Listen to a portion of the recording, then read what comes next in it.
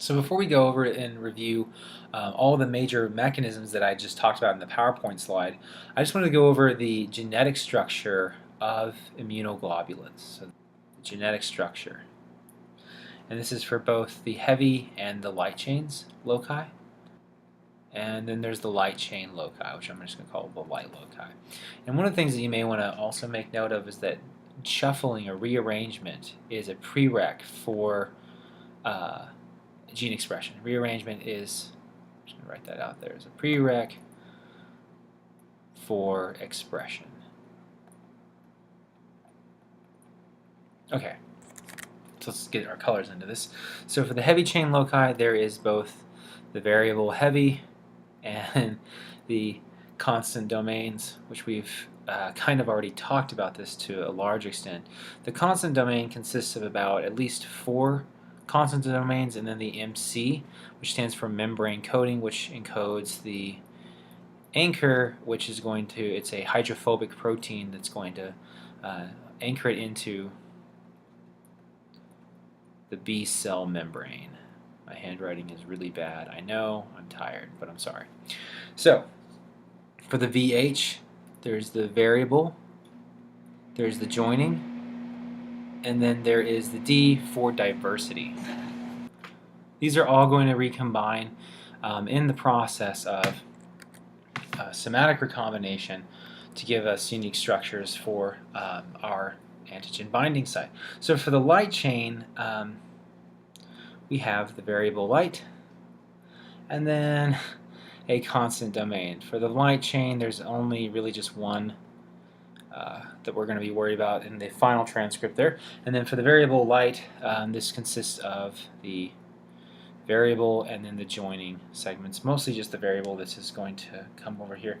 So for both of these, it's going to be just a single recombination here, and through the use of cut and paste mechanisms. But and the leader peptides for both this gene segments here are going to have no mod, so there's no modification happening at the constant. We're just having modification at the variable regions. Okay. So now let's introduce the immunoglobulin diversity mechanism. So, and there's a hell of a lot of them. The two that I'm going to talk about are going to be somatic recombination, the use of the P and then the T nucleotide insertion, and I think that's really all I'm going to have room for on this page here. But if you notice, they have things that make them very helpful, and they're kind of work in tandem with each other. So for somatic recombination, there's the things that we need to know. There's the enzymes that are associated with it, or the proteins that we're talking about here. So the enzymes that are involved with this, and there's a lot of them. So there's cut and paste enzymes, other nucleases and DNA repair enzymes such as DNA ligase, DNA bending proteins that are involved in coordinate control, and then lastly the VDJ recombinases. So that's a lot to talk about. I don't know how well you can see that, so I'm going to say cut and paste, that's ligase, that's bending protein for DNA, and then VDJ recombinases for the somatic recombination. So all of this happens here, and again, somatic recombination is recombination at the V, D, and J sequence, happens at the RSS, and that stands for recombination signals. These are going to be complementary sites that are going to be binding sites, for the Rad complex, which we had just talked about. But this is where we're going to have the 12 to 23 rule, /23 rule, which is just that we have this 20 to 23 base pair spacers between the V, the D, and the J segments there. And the purposes of the 12 to 23 rule is to ensure that when we do something as dangerous, in my opinion, as essentially have surgery to modify our DNA, this makes sure that when we put things back together, we put things back together in the right place, that we have the appropriate directionality with how we're working on this. So this is the enzymes here that we had talked about, the most important ones being, I think, the Rad complex, or at least the one that's the most unique. So let's kind of at least fit, if we can, on here the mechanism of the Rad complex. So just to reiterate all the stuff that we're talking about, the VDJ recombinase, bending protein, and ligase, and then to a lesser extent cut and paste enzymes. These come from the RAG1 and then the RAG2 genes, These are genes that are considered to be unique in B cells and I think actually in T cells as well. This kind of feels counterintuitive to me for specific cells of our body to have unique gene sequences, because I can clone someone, or at least I can clone a sheep from cells in its udder, and it will still have an immune system as well, but I'm not really too familiarized with that to be able to say anything about this. So for these Rad complexes here, the job that they have to do, aside from being unique to lymphocytes, is to actually have the process of making sure that when we do recombination of a V, D, and J segments, that the recombination is going to occur between two different types of gene segments here. So I think the way that this really works is by binding to the RSS.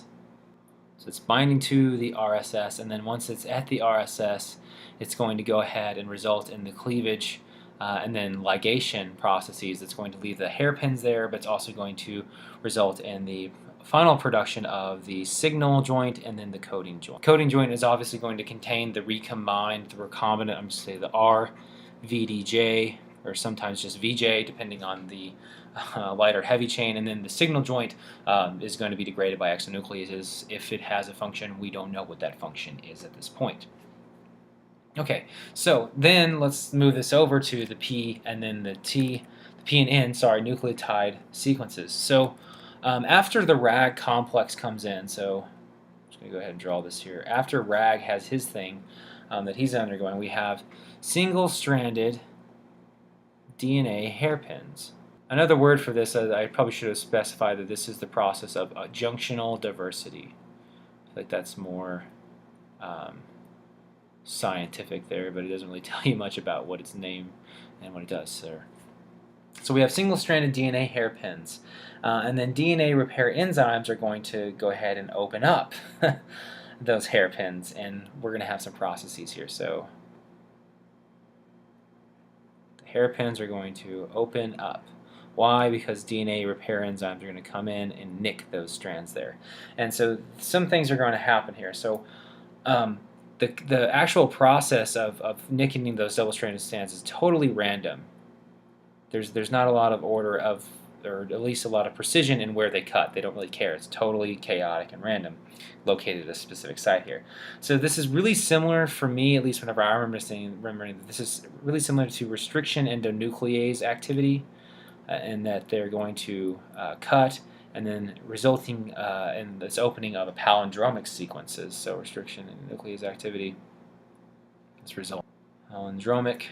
I don't know why that D got in there, but this is a small palindromic sequence where we can, just like with restriction endonucleases, we can just insert the foreign DNA into there. And so this palindromic sequence here is obviously we're going to get the P nucleotides on the outermost portion of it, and then in between those there, where we're going to insert it is we're going to insert the N nucleotides. The N nucleotides, of course, come from the enzyme TDT, which stands for terminal deoxynucleotide transferases. But the N stands for the fact that it's not it's not in the germline centers there. So that's it for that. So let's talk about diversity that we can get after we're exposed to antigen. And then there's really just two processes that I think are superbly important, or at least worth stressing. We didn't really talk about so much the alternative RNA splicing, because that just determines the variation in the D and M chains, but we're also going to just mention loosely here isotype switching. And then the most important thing, which I feel like this is basically about, is somatic hypermutation. Okay, so for somatic hypermutation, what we're doing is we're going to be inserting nucleotides. We're going to be introducing small point mutations, which is where we just randomly insert nucleotides into the hypervariable, or at least the regions that are going to encode for the hypervariable domain. So we're going to have point. This is going to occur in the recombinant VDJ regions, or just the variable regions. I'm just going to go ahead and just call this recombinant V regions. These are going to happen, totally random process here. There's not any specificity. There's no such thing as hotspots in this thing. And it's also going to happen at an extremely high rate. So how do these point mutations happen? Well, they happen thanks to an enzyme known as AID, and this is known as Activation-Induced Cytosine Deaminase. So think about that, Cytosine Deaminase. So what this does is, this is going to take and I'll switch colors just to reiterate what I'm talking about here. So we have a cytosine, I'm going to leave that as C, and we go ahead and expose this to activation-induced cytosine deaminase, and what it's going to change that C into is that C is now going to become a uracil. Okay, so this uracil molecule, then through the act of other processes here, so the uracil, we'll go ahead and just mention what happens after that, is going to be exposed to other repair enzymes, so I'm just going to say other repair enzymes, and in a generalized structure of a eukaryotic cell, there's well over 150 different, that we know of, repair enzymes that are involved with dealing with this kind of structures here. One of them is known as APE, which I'm not going to, it's a nuclease, it's an endonuclease, that's all that you need to know about that. And what this does is, this is going to convert that uracil into, switch to a different color, either a C, a T, or a G, something that's supposed to be there, that's compatible with our DNA. And so this is going to give us variation into our genome sequence. One of the things else that I also want to mention about this is that AID, or I'll mention it up here, I don't know why I circled that here, but I'll just say that AID, sorry, this guy acts during transcription. So during transcription, that's when we're having the function of AID doing its thing, taking the C and then converting it to U. That U is going to be converted into other nucleotides that's going to give us a variation in our population here. So all three of these things together, though, collectively are going to happen here. These point mutations at the V regions of both the light and then the heavy chain. I guess I should clarify those are the variable regions there, but the hypervariable of the light and the hypervariable of the heavy. But I think if you understand there that it's both there. And what this is a form of natural selection for. This is a natural selection for your B cells, right? So misconception time here. It's not a straightforward process. So let's say that we have, at the very beginning, we have a B cell. Just one B cell here. This B cell is going to have an antigen presented to it by a dendritic cell. That's a dendritic cell. So work with me here. We have antigen presenting cell here, this B cell. And this B cell has an immunoglobulin receptor there that's compatible for that antigen. Okay, so that's happened here. We've had this process here. This is going to go a conformational change. This B cell is going to start to proliferate. Okay, and then, so say we have a bunch of B cells that we've had here. They're starting to undergo somatic hypermutation. So some of these are going to have, again, we're going to have an antigen presenting cell come in, a dendrite, which I'm trying to draw here as a star here, with an antigen attached to it. Antigen presenting here, it's going to test for the receptors of some of these B cells and to see if they're compatible with it or not. So let's say that these guys here didn't have as much of an affinity, that when they bound there wasn't as strong of a binding there wasn't as strong as a conformational change, there wasn't as strong of a gene expression happening there, then that's how it releases other cytokines that make sure that it knows that, hey, it wasn't very strong in relation to his neighbors. So he's going to go ahead and just kill himself or be killed by other processes here. He's not going to reproduce. He's going to die off. Everybody else dies off except for this guy here, because he had the strongest affinity. So he's going to go ahead and reproduce, right?